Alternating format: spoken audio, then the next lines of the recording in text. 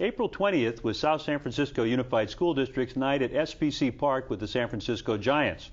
Over 2,500 tickets were sold to raise almost $19,000 for school programs. More importantly, a great time was had by all. When we come back, we're going to take you to South San Francisco's Night at the Ballpark. Don't go away. In January, it's so nice, frosting on sliding ice. To sip hot chicken soup with rice, sipping once, sipping twice, sipping chicken soup with rice. It ain't right to go away, too far, stay home all day, and dream about my soup all day. Home right once, home right twice. Eat a chicken soup with rice. Chicken soup with rice.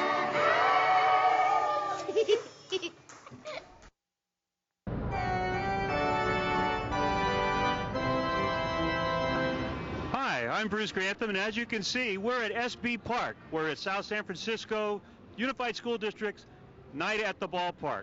We've got some great activities planned. We sold 2,500 tickets for this event tonight.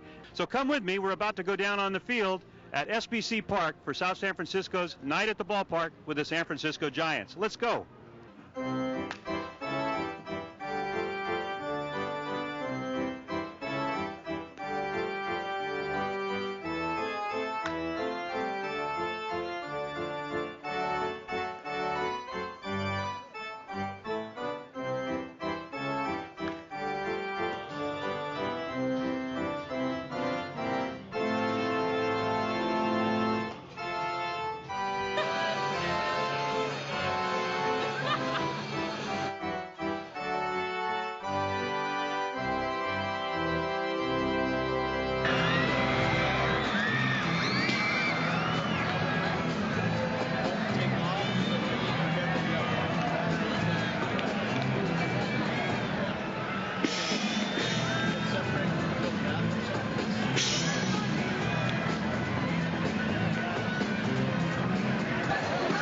What's the problem with you and the Arizona guy?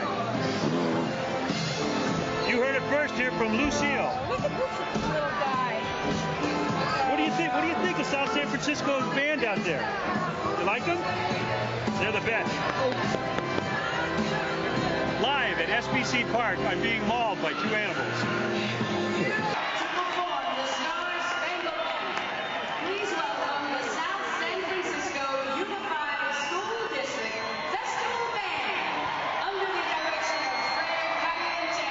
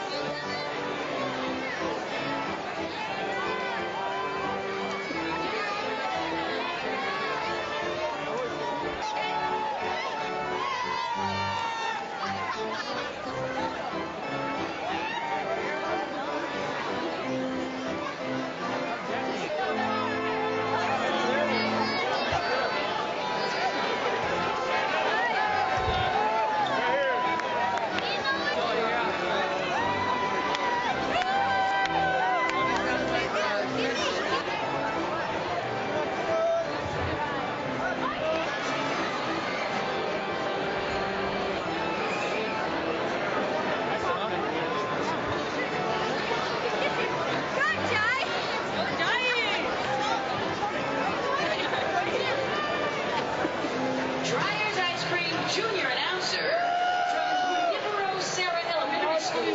She's in the 5th grade. Kayla Perez.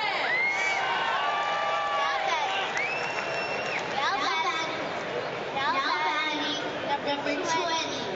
Michael Tucker.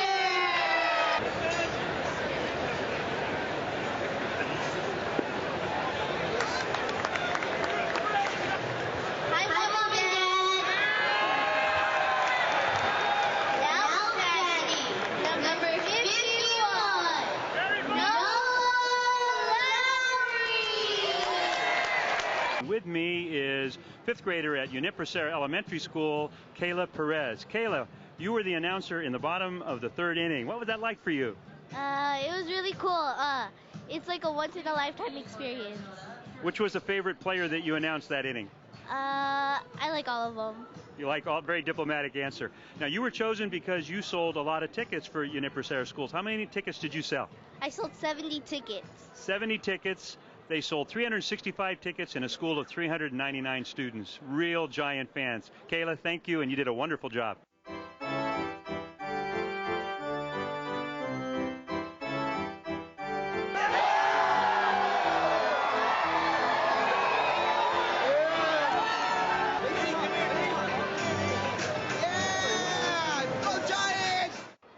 I'm here with Troy Davis, band director at Parkway Heights Middle School. Troy, you enjoying the ball game? Absolutely. Did you guys have a good time before the game? We had a great time. We played the national anthem. And what was the kids' reaction to this whole event? The kids had a blast. They're very excited. They're having a good time. I hope they're enjoying the game as well. And they were wrestling with Lucille. They certainly were. Hey, have a good time. Let's get a win. Thank you. Go.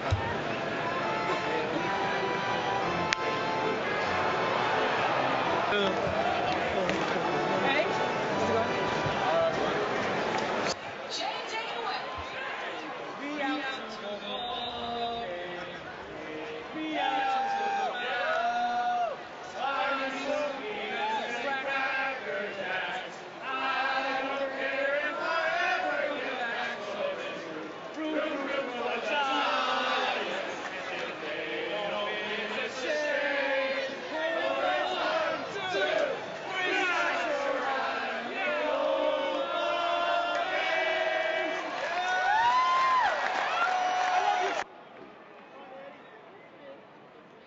Here I am with Shane Carlo, who just sang Take Me Out to the Ball Game at SBC Park in South San Francisco's Night at the Ballpark. Shane, what was that like for you? 40,000 people out there. You know, with all that intensive training, through that hard sweat and blood that I went through, whew, it's a night to remember. It's a night to remember. Was it like the pajama game? It was almost like the pajama game. Hey, in all seriousness, I hear that you've gotten an appointment to West Point, the military academy. Is that right? Yes, sir, I do. How do you feel about that? Excited, nervous, but at the same time, very proud to serve. Well, we're very proud of you, and it was great having you out here tonight. And I hope you had as much fun as we did, and good luck to you. Oh, thank you very much, sir. I really appreciate it.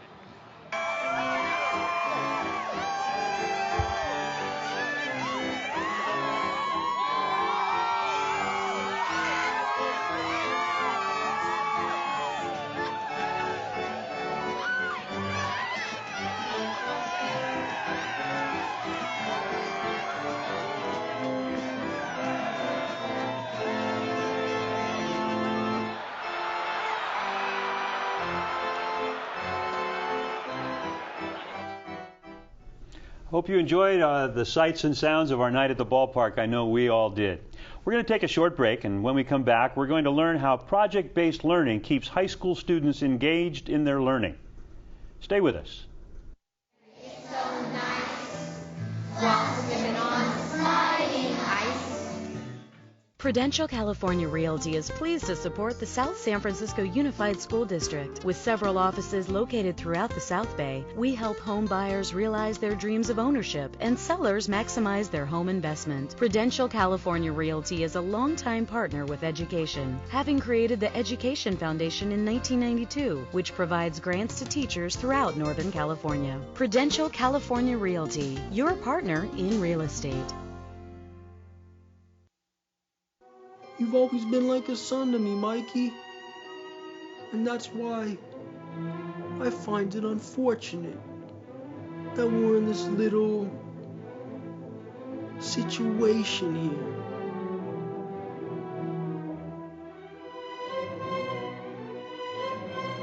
No,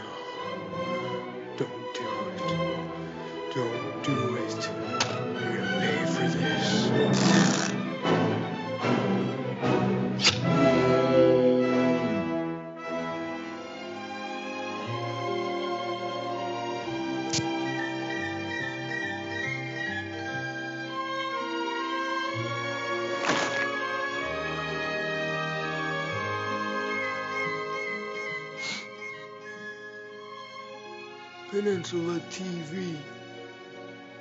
How will it affect you? Welcome back. Teachers are always searching for ways to make learning more relevant for students, and believe me, students want their studies to be relevant and engaging. Well, project-based learning is an instructional strategy that satisfies both teachers and students. With me to talk about project-based learning is Eric Migdale, English teacher at South San Francisco High School. Eric, thank you for coming on this evening. It's my pleasure to be here, Bruce. Thank you for having me. Eric, what is project-based learning? It's essentially exactly what it sounds like. It is a type of pedagogy in which the final product is a project that draws together multiple components that attack several of the learning intelligences, learning styles, multiple intelligences, and allows for a final project that is meaningful and a very tangible rather than an abstract product. So it's not just necessarily paper and pencil and reading and the more traditional ways that you would study, you would learn, and you would show mastery of what it is that you're working on. Generally, the pen and paper is part of it, right. but only a part. The ultimate product brings together more than that. Usually there's a visual component, there might be a technology component. It all depends on the kind of project. Or there might be an oral component too. Absolutely, absolutely. And in a perfect setting, it would be a flexible enough project to allow a student to select what media is best suited for them to express their mastery of a topic. What are the benefits of project-based learning as opposed to the traditional? Well, for the students, as you alluded to, one of the benefits is the fact that there's a final product that's not just pen and paper, that there's a real world final thing that's there. For a teacher, the benefits are even more profound, I think. We are in the standards-based curriculum world, and particularly for the English language arts as well as some of the other core subject areas, those standards are large for the grade levels.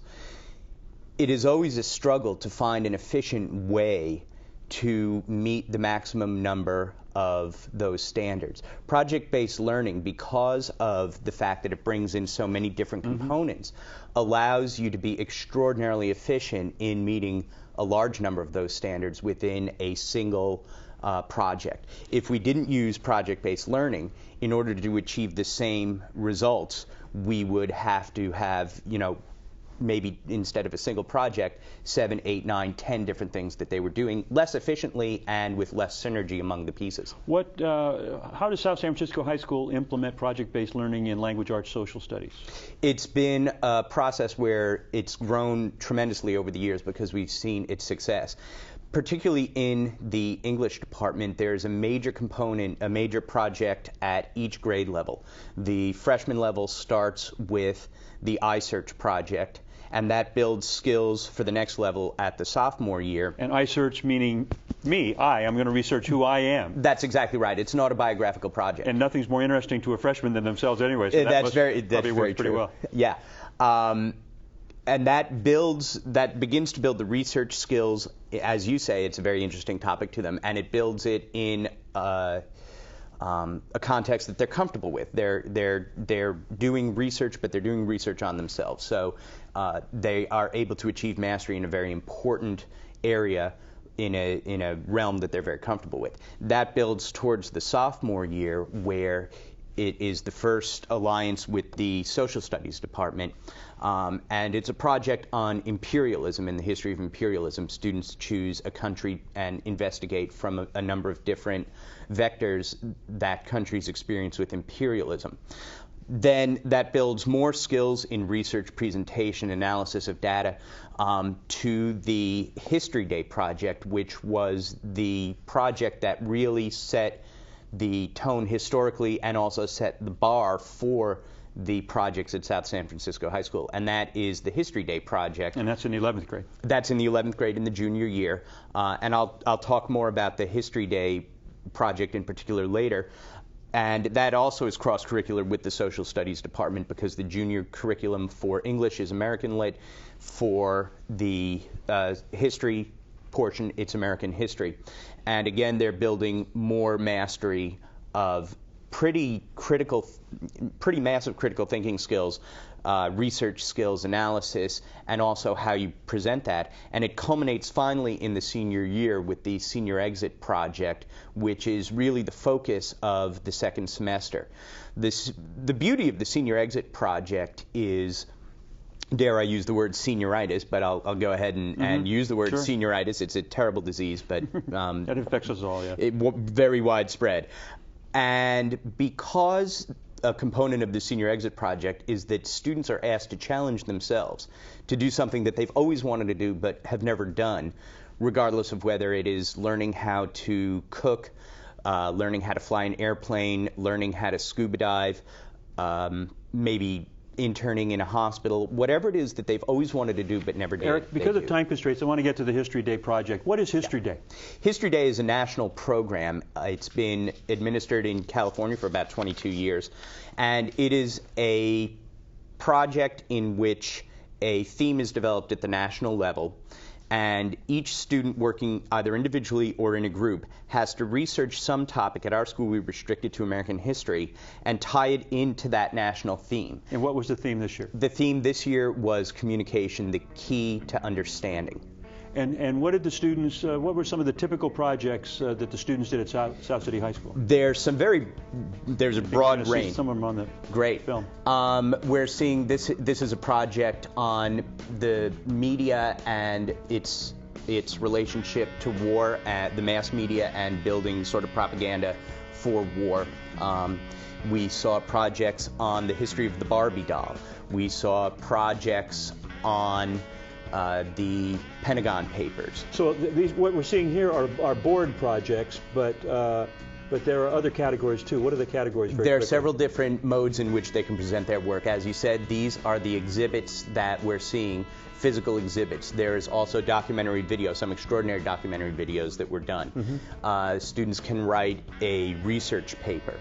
Students may develop a website, or they can do a live dramatic performance, and those are 5 different ways in which they can present their findings. Now, I know South San Francisco High School is the only high school in San Mateo County that participates, and which to me is really a shame, because it's just a wonderful opportunity for students to research history and to display their abilities. And South San Francisco, because they're the only one in the county, their top winners were judged, and they get to go to Sacramento to compete against hundreds of schools that participate throughout California. How did the South San Francisco High School students do in the competition in Sacramento? Extraordinarily well. Actually, this year was in San Diego. We vary between Northern and Southern California. We had a tremendous showing this year. We brought 10 students down with us representing documentary video, website, and exhibit. One of our documentary videos received the History Channel Award, a special notation for the excellence of their project. Most excitingly, we had a winner in the website category, 2 extraordinary young ladies, and we've never had a winner in a category before. Unfortunately, the National History Day doesn't recognize websites as a category. They'll begin to do that in 2007, 2008. If they did, these young ladies would be going to Washington, D.C. to represent the state of California in this category. Eric, this is very exciting, and we're going to meet those girls in just a moment. When we could come back, we are going to meet the 2 young ladies that did win in San Diego, and we're going to see their website. And you don't want to miss this project. Very unique. January, it's so nice, walking on the sliding ice. If you live on the peninsula, there's only one place to get the latest news on business, sports, politics, education, and your community.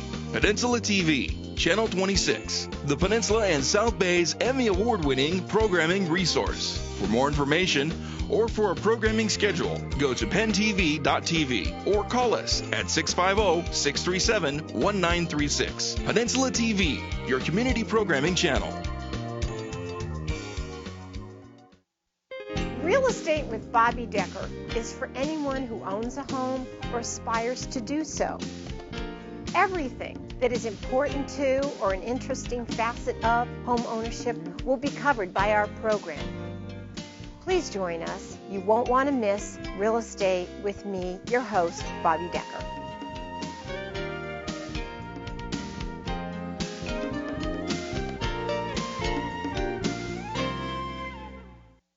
Emmy Award-winning Peninsula TV provides a large multifunctional TV studio and video production facility, state-of-the-art equipment, and affordable prices. Let our professional staff and crew produce your company or organization's next video, or create your own TV series and air it on one of the Bay Area's largest community cable channels. Contact Peninsula TV at PenTV.tv or call 650-637-1936. Joining me in the spotlight tonight are South San Francisco High School students Valerie Chin and Michelle Wong. Welcome, ladies, to the program. They've created a very interesting web page that was in the competition in San Diego, and it won an award at that competition. And I'd like the girls to tell us about that experience. But first of all, what was the topic you selected for your project? We picked government censorship, on how the government has kept information from us in the past. Why did you choose that topic? We found that topic really unique because we found that most people were doing things on like the telephone, radio, and we wanted to do something different and something we didn't really know about. So we figured censorship would be a good topic to talk about. Why did you use web page rather than one of the other medium? I've had experience building web pages in the back, so we thought that that was a good base to build from, and we developed, tried to make the web page a little bit more sophisticated in this case to show to our judges. Okay, well, with the help of Roger in the booth, we're going to have Valerie and Michelle take us through their website. So Roger, could you bring that up? Here we have our main title page, which I would like to point out that the judges credited us on for our uniqueness and our professional look on our webpage. Okay. What's this? This is our basically our title page. And what are the titles? What are the categories? Secret bombing of Cambodia, Pentagon Papers, and the Watergate scandals. Okay. And the resources down at the bottom. Yeah, we have all our resources. So we're going to click on the links. Yeah. So this is basically the beginning of our project. The bombing of Cambodia. Basically what happened was that when Nixon was elected, he developed the Vietnamization where he would withdraw troops from Vietnam. And when he did this, the public was happy about it. And if you go to the next page, what ended up happening was that he actually ended up bombing Cambodia, and the public learned about this, and there was great war protests at Kent State University, and it was just really bad. And students were basically tear gassed, and this became a big problem. And what ended up happening was that the Congress decided to pass the War Powers Act, and what this act did was that it restrained Nixon from declaring war or sending troops, and how long he could keep the troops in war. Okay. And our next topic was the Pentagon Papers. This was published by New York Times, and basically it talked about what the government has been doing in Vietnam. And if you look at the bottom, there's a picture of it right there. And if you go to the next page, this actually, the government wanted to sue New York Times for doing so. And what came down to is the First Amendment. And if you look in history, there was a lot of interpretations of the First Amendment. John Adams had the Alien Sedition Act, and this act basically didn't allow people to say bad things about the government. And basically this affected how we look at the First Amendment. Should people have a right to say what they want to say and things like that. And so what ended up happening was that the justices had all different interpretations of the First Amendment, and the New York Times would, I guess, represent the people, and basically the New York Times won, and they were able to continue publishing the New York Times, not New York Times, but the Pentagon Papers. And basically, in our project, we were basically trying to prove that the United States is a democracy where people have a right to have a say in the government. And so basically, I feel like the people actually won, and that New York Times represent the people, and that we do have a right to know what the government's doing, and this right is like shown through this case. So you both feel pretty passionately about the subject. Yes. Yeah. What did you, besides the historical part of this, what did you learn from the project? From the project, I think I learned how the government has been keeping things from us, and basically how like the people aren't completely aware of everything that's been going on in like wars or in just domestic happenings. Make you question what's going on in present day more? Yeah, a little bit, yeah. Well, I wish we had more time. It was a very fascinating presentation. I want to congratulate you on your wonderful work, and thank you for bringing that subject back to us again. It's a very important subject. Again, congratulations. You did wonderful work, and thank you for coming on, and good luck to you in your senior year, and continued success in all that you attempt. I just want to close with, this is going to be the last program of this school year for us. I want to thank everybody here at Peninsula Cable TV. I want to thank Prudential California Realty of San Mateo County for their generous sponsorship of Our Children, Our Future. I've enjoyed the program all school year long. I hope you have too. I'm Bruce Grantham for Our Children, Our Future, and see you next time.